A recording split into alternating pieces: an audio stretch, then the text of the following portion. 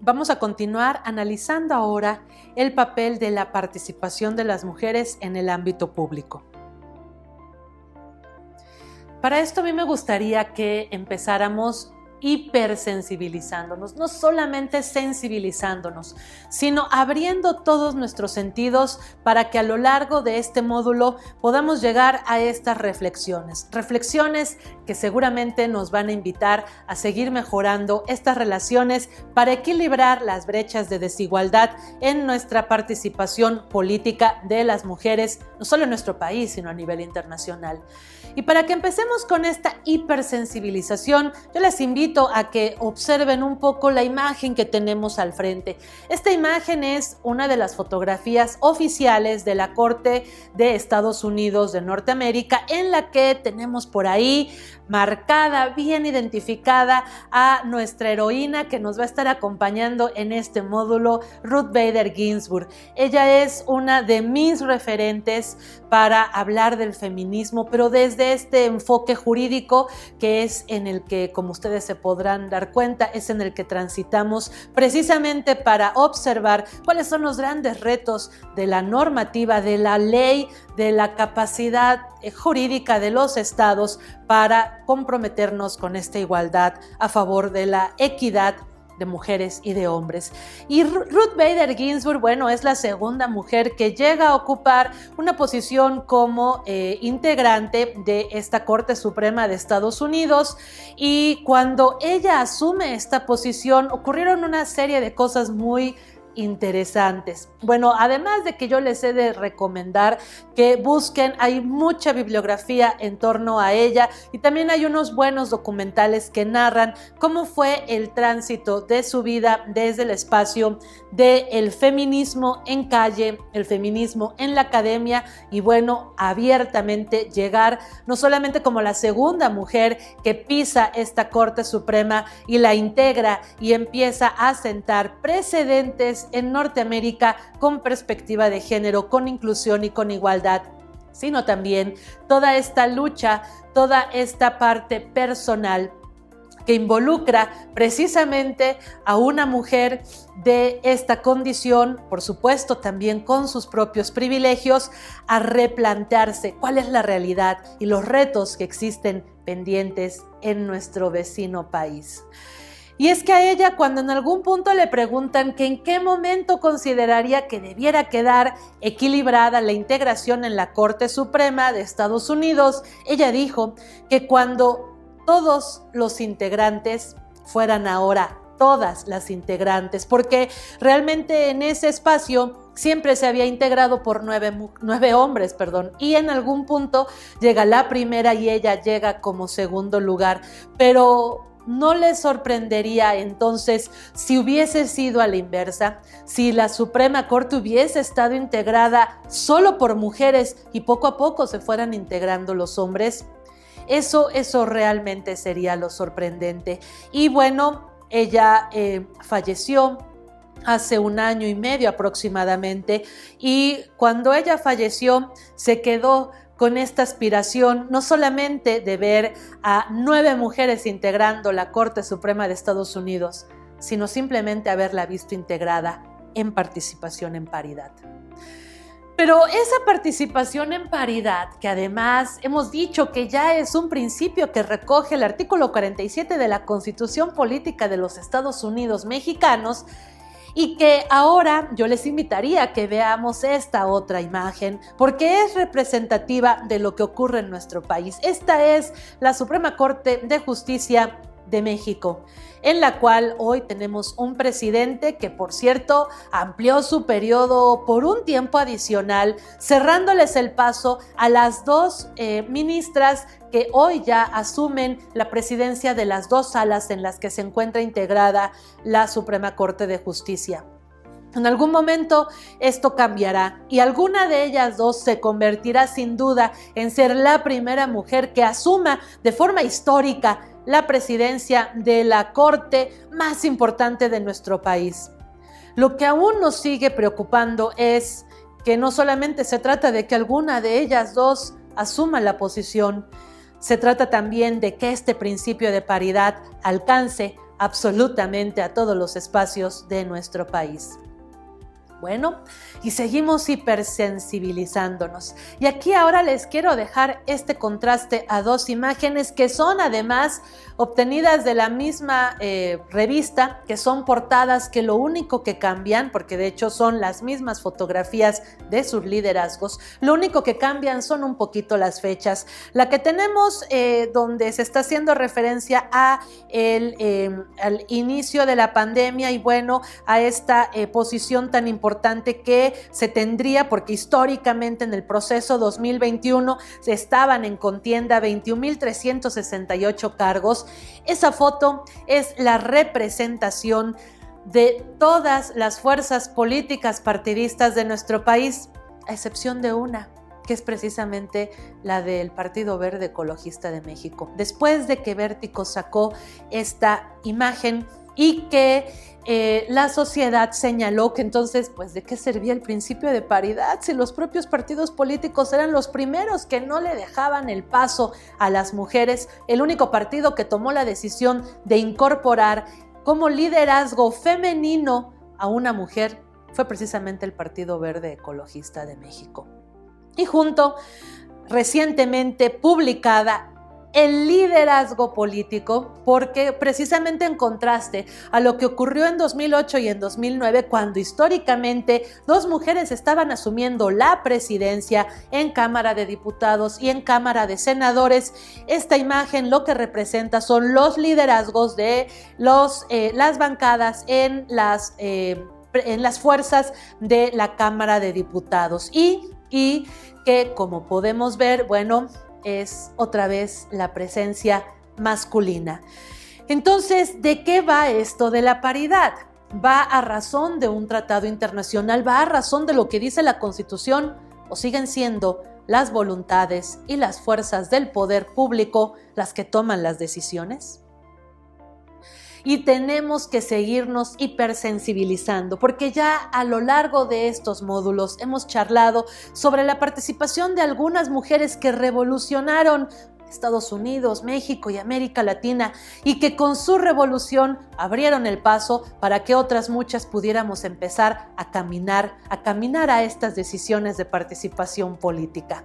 Y en ese escenario, recordemos que en 1953 se nos reconoce a las mujeres no solamente el derecho a votar y ser votadas, sino el propio derecho a ser tratadas como ciudadanas en igualdad que los hombres. Pero ¿qué ocurrió de 1953 hasta el 2021? Porque en este lapso de tiempo únicamente habíamos logrado 9 mujeres en el espacio de gobernadoras. Oigan, pero si ya teníamos la reforma constitucional y si ya teníamos reconocido el derecho a votar y ser votadas y aspirar a cualquier cargo de elección popular, no creo que pudiéramos resolver esta pregunta pensando que no había mujeres liderando fuerzas o espacios para acceder a ser candidatas a gubernaturas. Más bien, lo que hacía falta era que el Instituto Nacional Electoral elaborara unos lineamientos donde obligara precisamente a los partidos políticos a que en las fórmulas de gobernadoras, porque desafortunadamente esa fórmula no viene mencionada en nuestra legislación electoral, ahí también aplicaran este principio de participación en paridad.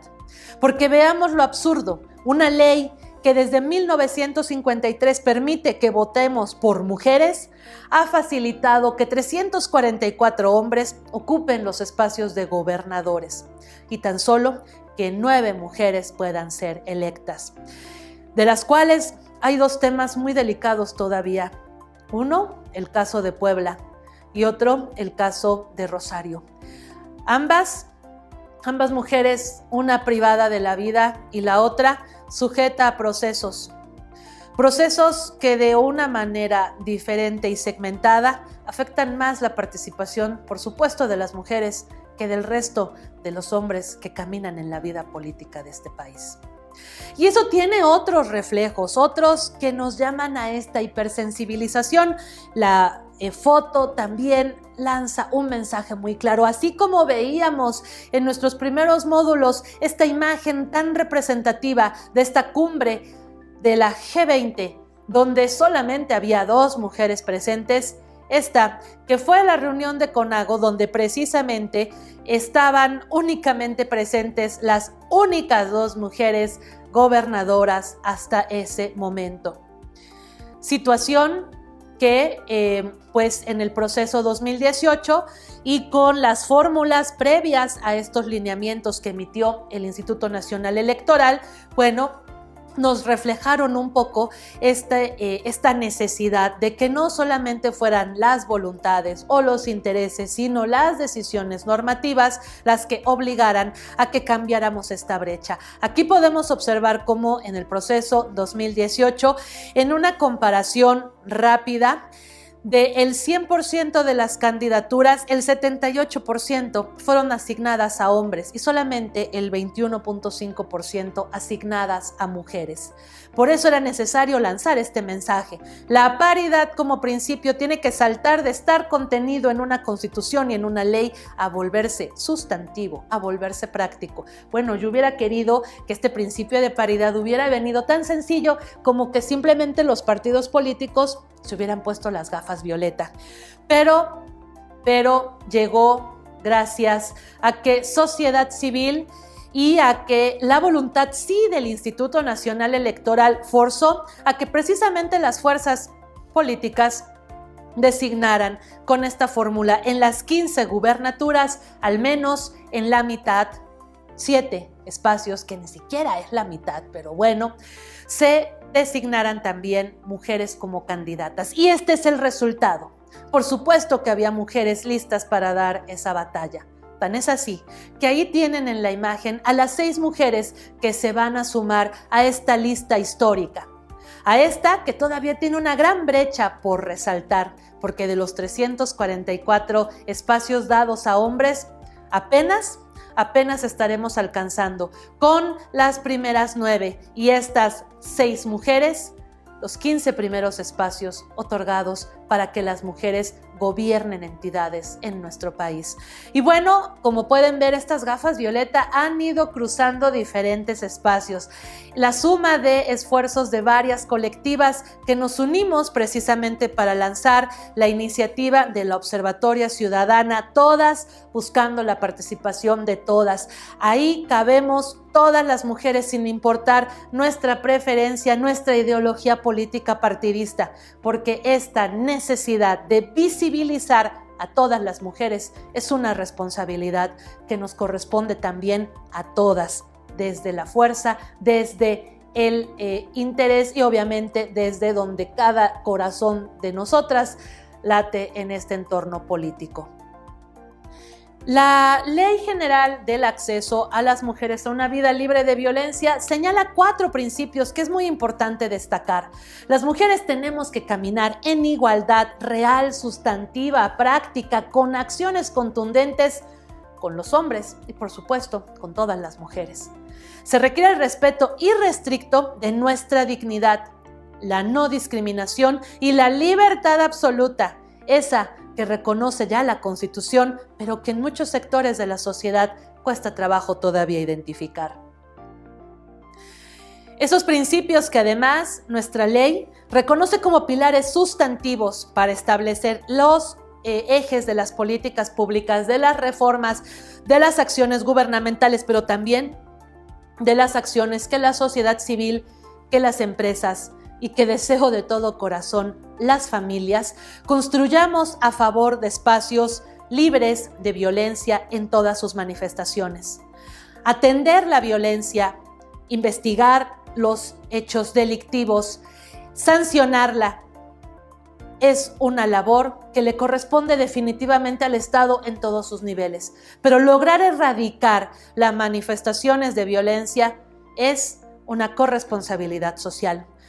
Como ya lo hemos charlado en módulos anteriores, nuestra ley reconoce como tipos de violencia la física, emocional, psicológica, patrimonial, económica o sexual, y que estos tipos de violencia se pueden manifestar en el hogar, en el entorno familiar, laboral, docente, en nuestra propia comunidad, en las instituciones donde trabajamos, en las relaciones de pareja o de noviazgo, en el entorno virtual digital, por supuesto, en el entorno político, y que desafortunadamente en todos estos espacios y todas estas manifestaciones nos pueden llevar al peor y más triste de los desenlaces, la violencia feminicida.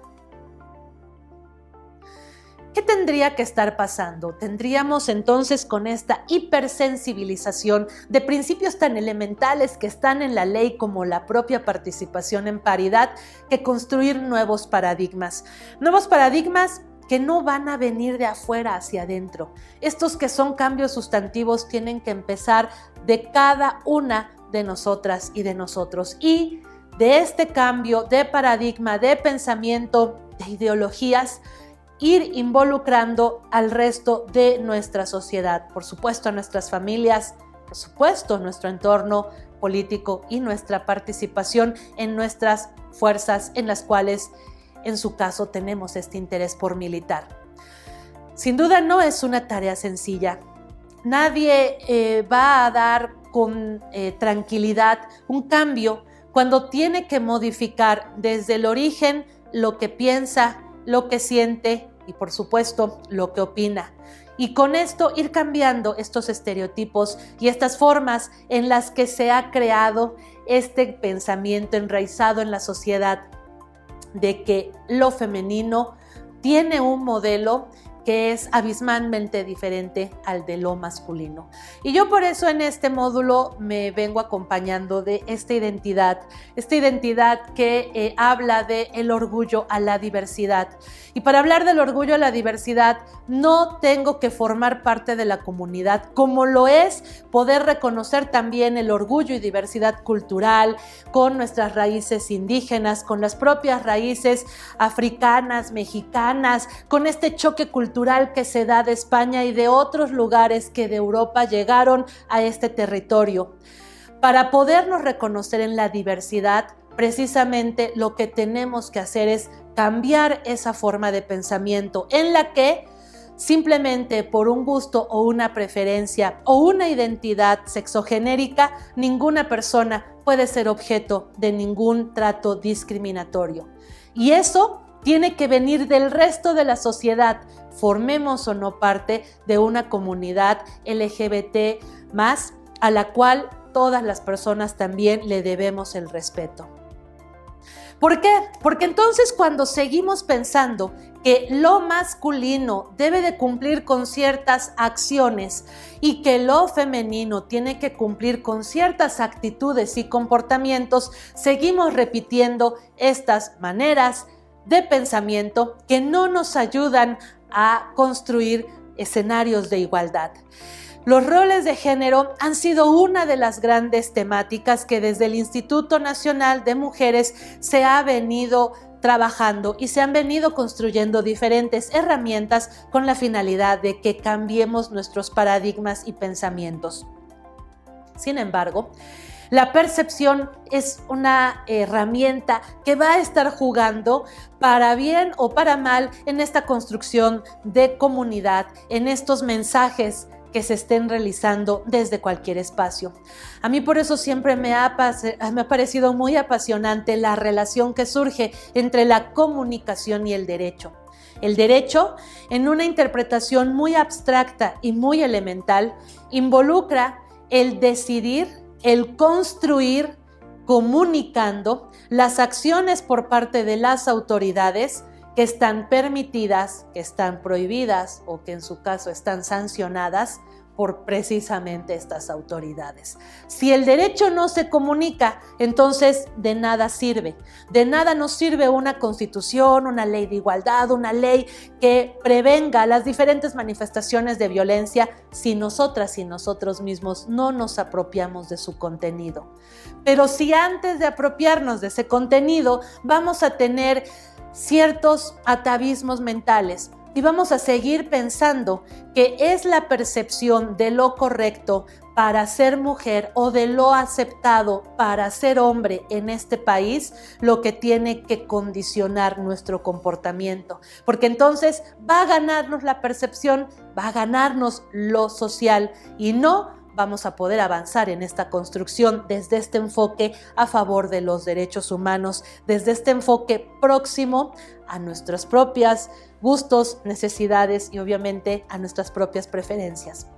La percepción se construye a través de estímulos y en esto pues todas y todos tenemos responsabilidades. Estos estímulos algunas veces nosotras mismas aceptamos, nos acercamos más a unos y en otras ocasiones precisamente después de pasar por estas capacitaciones, por estos cursos, por estas redes de acompañamiento en sororidad, tenemos la posibilidad de identificar que hay estímulos que no los debemos de seguir replicando porque con esto estamos lanzando mensajes que pueden confundir en lugar de ayudar a construir una comunidad y un espacio en verdad libre de violencia. Y en esto el Instituto Nacional de Mujeres y la propia CONAVIN han tenido también el cuidado de identificar que va a haber herramientas que nos van a permitir ayudar a construir nuevas respuestas que conductualmente mejoren estas relaciones en la sociedad, siendo una de estas herramientas, por ejemplo, el propio manual que emitió InMujeres a favor del uso del lenguaje incluyente y no sexista como una herramienta, el propio lenguaje a favor de la no discriminación y del total y pleno reconocimiento de esta perspectiva de género. Ahora yo les invitaría a que tomemos unos instantes en observar las imágenes que tenemos aquí al frente. Estas imágenes hablan por sí solas. En la primera, una pareja tradicional, el modelo de lo que la sociedad espera que se comporte esta pareja. La ropa, la actitud, la acción está correctamente correlacionada con lo que es el estereotipo de ser hombre y de ser mujer. La segunda imagen, hay un cambio de rol, hay un cambio de actitud, hay un cambio en las miradas. Y precisamente esos cambios reflejan el gusto de una y la molestia aparente del otro. He de decirles que estas imágenes han sido retomadas de un focus group que ni siquiera se aplicó aquí en México, ¿no? Este focus group fue parte de los análisis que se aplicaron cuando en la Comunidad Europea, en lo específico en España, se empezaba a trabajar sobre la necesidad de construir una nueva constitución y que su nueva constitución, para el caso específico del pueblo español, tuviese un enfoque con perspectiva de género, con igualdad sustantiva y con esta necesidad de reconocernos a unas y a otros en libertad. Lo que llama mucho la atención es que los resultados de ese focus group hacían una notoria distinción entre un segmento de la sociedad que seguía teniendo un rechazo a estas transiciones en algo tan simple como lo puede ser la ropa o en algo tan simple como lo puede ser realizar las labores inherentes al cuidado de un bebé. Eso significa entonces que para poder hipersensibilizarnos con esta participación de las mujeres en el entorno público y político libre de violencia, necesitamos realizar verdaderas transformaciones sociales y de mucho fondo y de gran calado.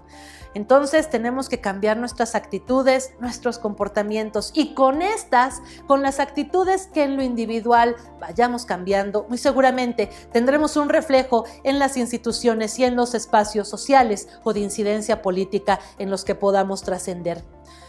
La perspectiva de género tiene una definición contenida de manera directa en la Ley General de Igualdad entre Mujeres y Hombres, en lo específico en el artículo 5º, fracción 6ª. Y básicamente la perspectiva de género yo suelo resumirla en esto, en colocarnos las gafas violeta. Unas gafas violeta que cuando yo estuviera observando esta imagen le pudiera quitar todos los colores y que precisamente sin considerar que unas son herramientas de lo masculino y otras son herramientas de lo femenino, nos permitieran identificar que yo puedo tomar cualquiera de ellas y sentirme cómoda o sentirme cómodo y segura o seguro de que simplemente elegir cualquiera de ellas no va a ser motivo de una decisión que discrimine mi propia condición. La perspectiva de género nos obliga entonces, nos motiva, mejor dicho, a tener que replantearnos, a cuestionarnos a partir de esta indagación de cuál es la diferencia biológica entre hombres y mujeres, porque por supuesto que existe una gran diferencia biológica entre ambos sexos, a clasificar que de ahí, después de esa diferencia biológica, no hay más. Seremos iguales entonces en el trato, en las acciones, en las aspiraciones, en las decisiones y por supuesto en la posibilidad de que nuestro sistema jurídico nos trate con esta misma condición de igualdad. Pero entonces, si me coloco mis gafas violeta, será un poco más fácil que yo me pueda replantear y que pueda ayudarles también a ustedes a que este cuestionamiento, que no es motivo solamente de una charla, de un módulo, de un curso, sino que es motivo de un cambio en nuestro comportamiento diario y cotidiano, sea mucho más fácil y nos ayude también a llegarle a muchas más personas. Dentro de los principios que establece esta Ley General de Igualdad entre Mujeres y Hombres, hay otro principio que es el de transversalidad. Y la transversalidad parte de esta línea horizontal, una línea horizontal que tiene que trastocar precisamente para encontrar la igualdad entre unas y otras a todos los espacios, a todos los entornos políticos, sociales, económicos, culturales, empresariales, y que con este impulso en el que en todas partes encontremos acciones, políticas públicas, reformas en las leyes, con esta incorporación con perspectiva de género, con esta base fundada en el reconocimiento a nuestra dignidad y a nuestra igualdad como personas, podamos replantear lo que hacemos en nuestra empresa, en nuestro partido político, en nuestro espacio de incidencia.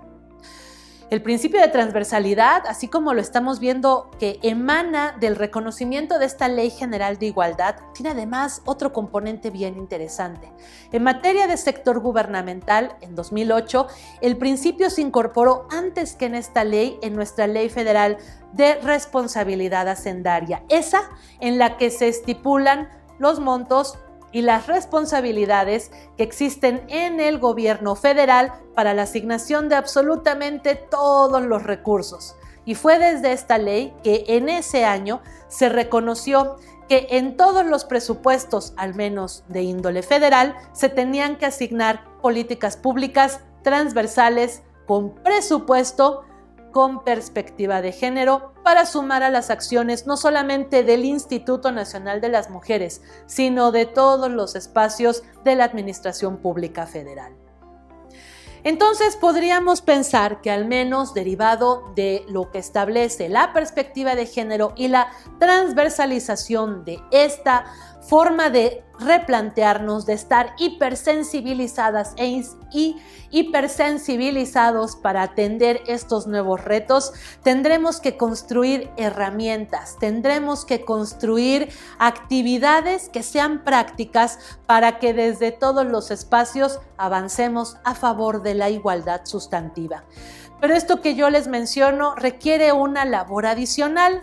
Como ya lo pueden observar, nuestra ley dejó fuera a la familia y es ese entorno, el entorno familiar, donde también tendremos que trabajar a favor de quitar cualquier mecanismo que subordine a un sexo respecto del otro por considerar que ciertas actividades en la casa solamente le competen a una de las dos partes. Hay también un nuevo concepto muy interesante que ha estado apareciendo, que ha empezado a replantearse desde varios contextos internacionales y es precisamente la interseccionalidad. La interseccionalidad habla desde un enfoque económico por Amartya Sen, que fue un premio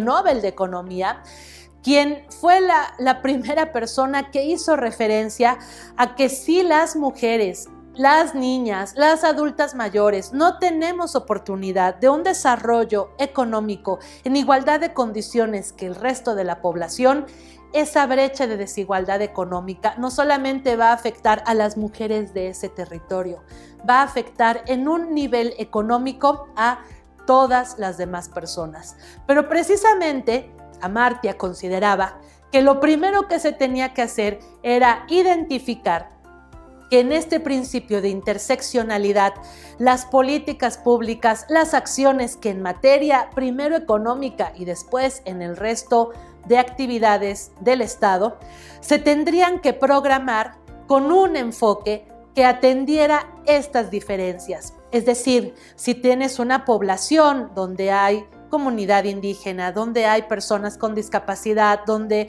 habemos personas con diferentes opiniones e ideologías políticas, entonces tienes que construir políticas segmentadas para que las mujeres con cada una de estas manifestaciones y diferencias tengamos la posibilidad de también empezar a construir escenarios de igualdad para nuestras relaciones entre nosotras y de estas relaciones en igualdad entre nosotras poder acceder a tratos igualitarios con hombres y obviamente mujeres y hombres interactuando.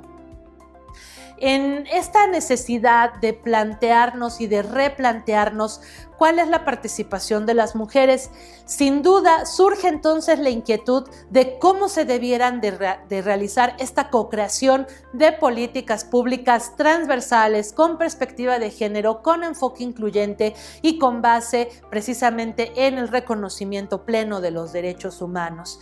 Para esto no tenemos una fórmula exclusiva, lo que sí es una invitación a que todas y todos nos sumemos desde la ciudadanía, desde las presidencias municipales, sus gabinetes, sus cabildos, desde las propias legislaturas, senadoras y senadores, diputadas y diputados, todos los partidos políticos y en general esta fuerza de participación política representativa de nuestro país, actoras y actores subnacionales, ministras, magistradas, jueces, juzgadores, todo el aparato jurisdiccional, la burocracia con su funcionariado.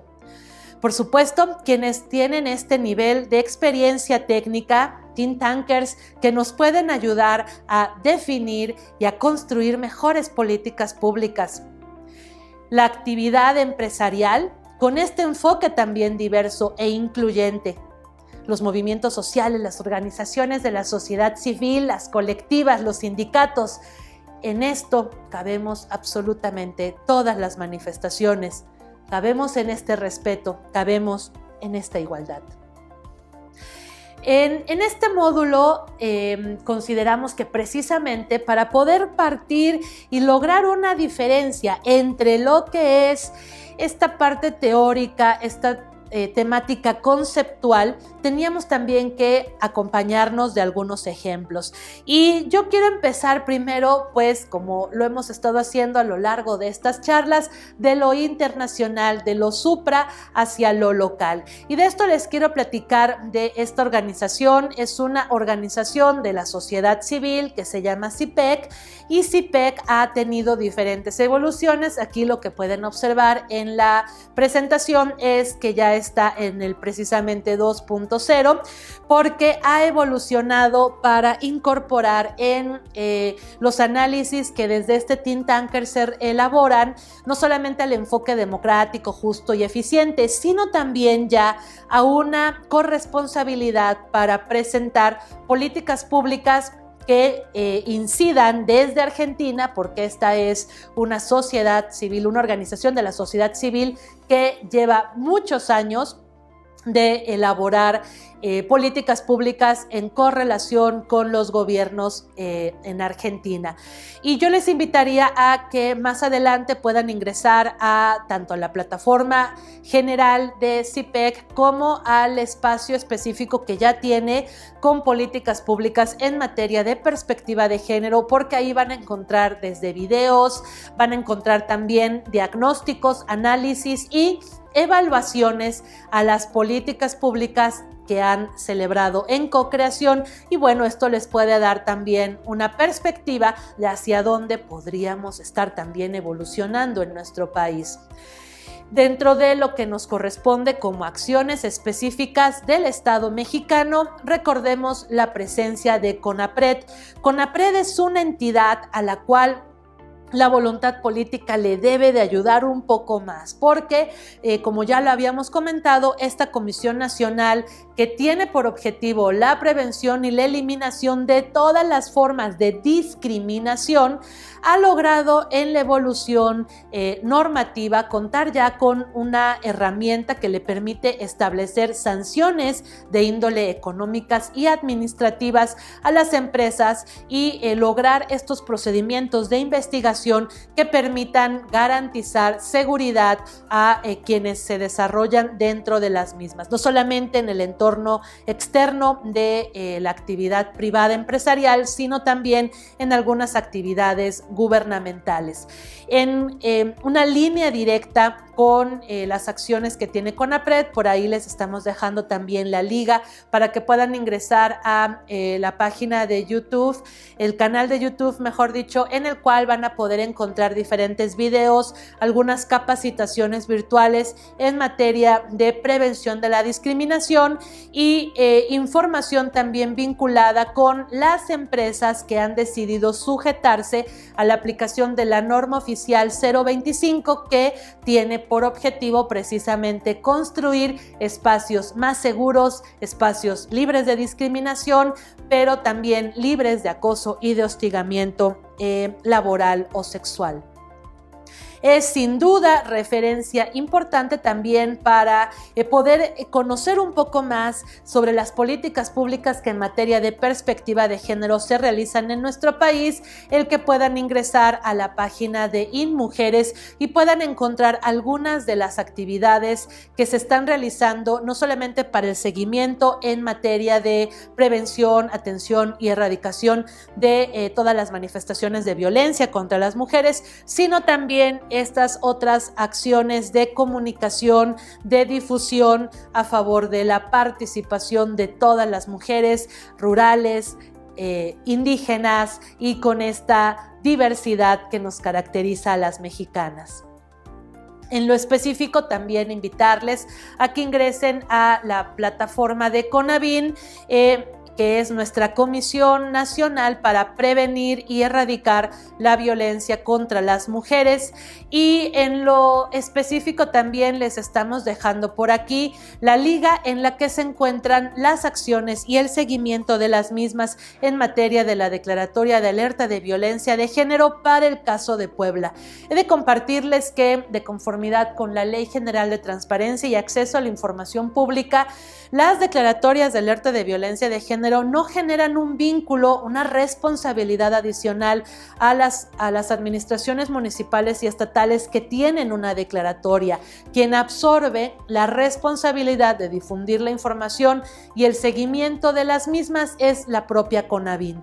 Sin embargo, en el caso específico del Estado de Puebla, se tomó como una decisión precisamente para fortalecer la comunicación respecto de estas acciones, el crear un micrositio especializado para el seguimiento de las 45 medidas de prevención, atención y sanción de la violencia contra mujeres, y con el desagregado de las 158 actividades que fueron encargadas a todas las dependencias estatales y a los 50 municipios de los 127 que existen en nuestro estado, que pues desafortunadamente son los 50 municipios que tienen índices más elevados de violencia feminicida.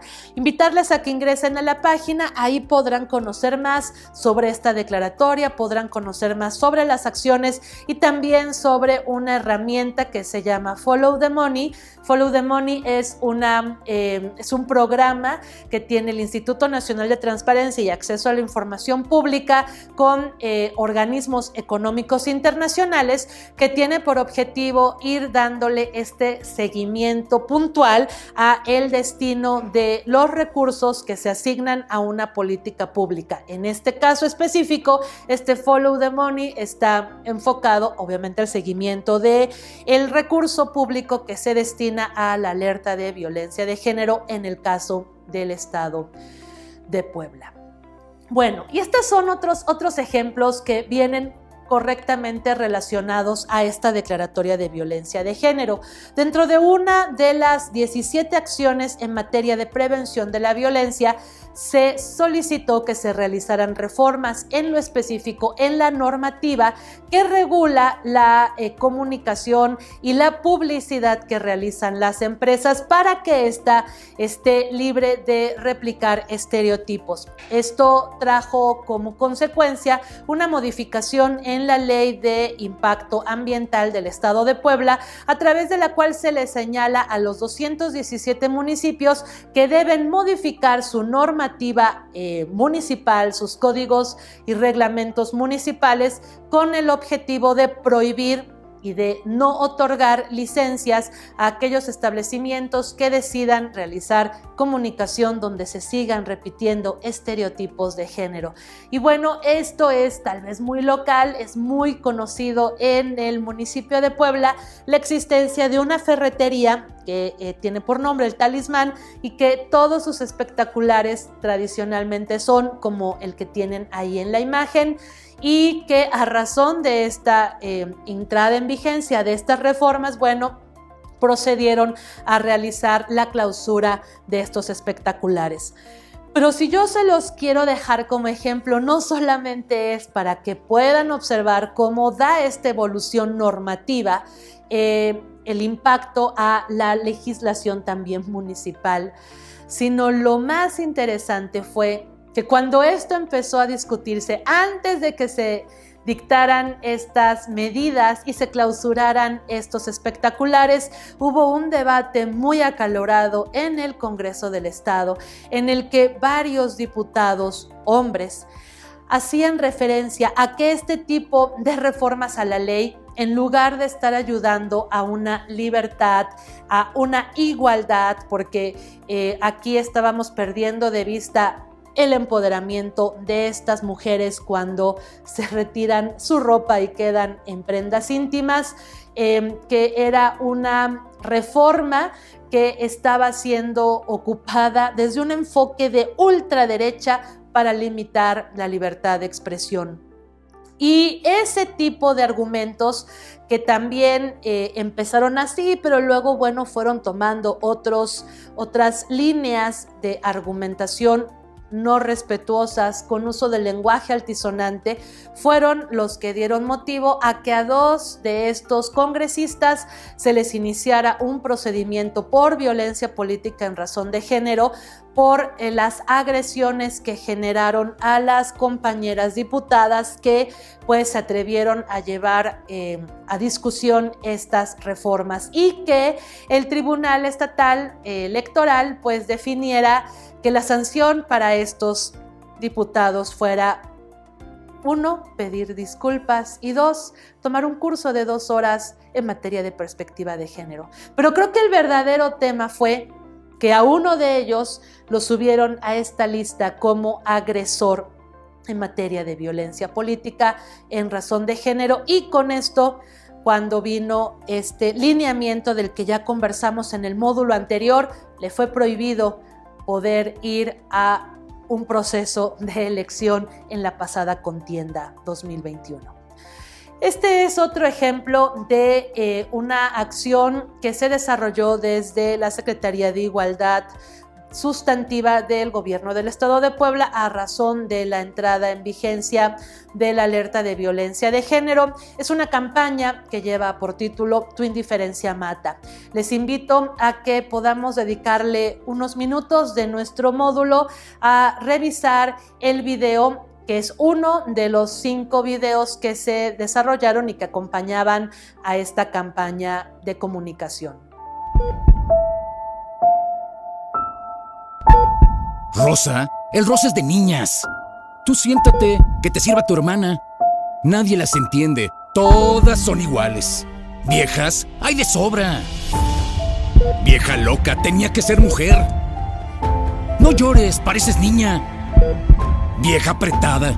Las mujeres decentes no se visten así. Si no te afloja, búscate otra. Mírala, se ve que le falta macho.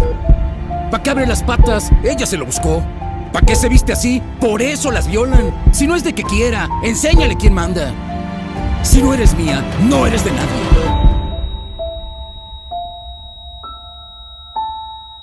64.3% de mujeres poblanas declaran haber vivido violencia. Detecta y frena la violencia desde sus primeras formas. Tu indiferencia mata. Ahora les quiero invitar a que veamos otro ejemplo. Este es de una política pública denominada Puerta Violeta.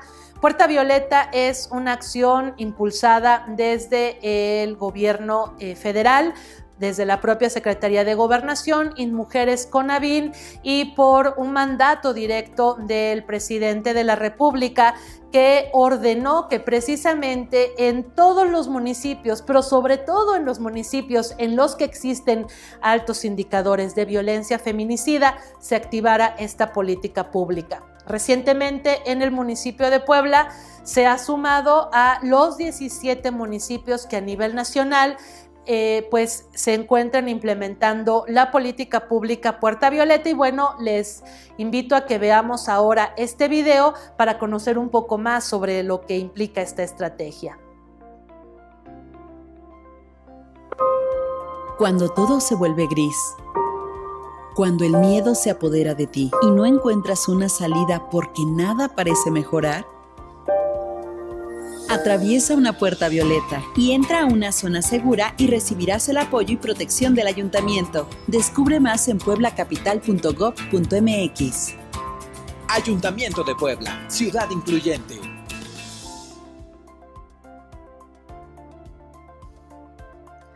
Como podemos observar en estas dos estrategias, el objetivo principal es decirnos a las mujeres que no estamos solas, que no va a poder existir acciones indiferentes, falta de cumplimiento por parte de las responsabilidades que tenemos en todos los niveles, no solamente quienes laboran en el entorno público, sino también todas las personas que integramos la sociedad. Es importante también resaltar otro tipo de herramientas. Hemos estado comentando acá la necesidad de incorporar manuales con enfoque al lenguaje incluyente, no sexista, pero además que no discrimine la propia participación de las mujeres. Suele ser muy normal que cuando una mujer asume un espacio de tomadora de decisiones, el primer reto al que se tiene que enfrentar es que ni siquiera le sea nombrado en femenino ese espacio. Otro de los grandes retos que también vamos a estar enfrentándonos es el propio desconocimiento de muchas de las autoridades a los principios, a las responsabilidades que establecen nuestra Constitución y nuestras leyes. Por eso es muy importante que lancemos esta serie de mensajes. En realidad, cuando hablamos de lenguaje incluyente y no sexista, que no discrimine, no estamos hablando del lenguaje. Estamos haciendo referencia a las personas, porque el lenguaje por sí solo no discrimina. Quienes discriminamos somos quien ocupamos el lenguaje. Quienes discriminamos somos las personas. Quienes discriminamos somos nosotras, nosotros, con nuestras actitudes. Estamos ya concluyendo este tercer módulo de análisis y en esta ocasión yo les dije que íbamos a guiar nuestro estudio, nuestra revisión de contenidos con el liderazgo de Ruth Bader Ginsburg. Y ahora para concluir y para despedirnos e invitarles a el siguiente módulo donde estaremos platicando a detalle del feminismo como una política de pensamiento y con las diferentes manifestaciones y expresiones que han existido dentro de este movimiento. Me quiero retirar precisamente con una frase muy representativa de esta gran abogada Ruth Bader Ginsburg. A medida que las mujeres alcanzan el poder, caen las barreras. A medida que la sociedad ve lo que las mujeres podemos hacer, habrá mucho más mujeres afuera haciendo cosas y por esto todas las personas estaremos mejor. Yo les invito a ustedes a que sigan construyendo estos liderazgos. Yo les invito a todas ustedes a que no se desanimen, a que sigan generando un cambio positivo, incorporando la perspectiva de género y este enfoque con base en derechos humanos. Y yo les invito también a todos ustedes a que se sumen a acompañar, a que se sumen como aliados a deconstruirse con un enfoque de nuevas masculinidades a favor de una sociedad libre, incluyente, con perspectiva de género y por supuesto a que a todas y todos nos coloquemos estas gafas violeta para tener esta nueva visión del mundo. Muchísimas gracias.